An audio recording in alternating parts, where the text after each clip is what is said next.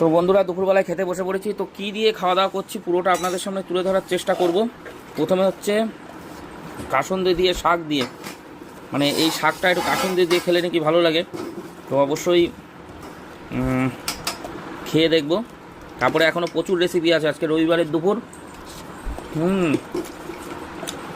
ভিডিওর সঙ্গে থাকুন, কী কী রেসিপি আছে পেয়ে যাবেন। এইবার আছে যে রেসিপিটা সেটা হচ্ছে গাঠি কচু। গাঠি কচুটা আমরা সবাই ভালো খাই, গাঠি কচু বা মুখী কচু কেউ বলে। তার মধ্যে আছে দেখুন ট্যাংরা মাছ, বাইন মাছ, ভ্যারাইটিস মাছ দিয়ে করা। হ্যাঁ, দুই একটা পরে একটু গলেনি না, মানে সব কচুগুলো সঠিক না, তাই তো? কয়েকটা এই যে গোলগুলো দেখছি গলে গেছে। আগের দিনের কচুগুলো ভালো ছিল, তাই না? আগেরগুলো অত ভালো না, বললো ভালো হবে। ওরাও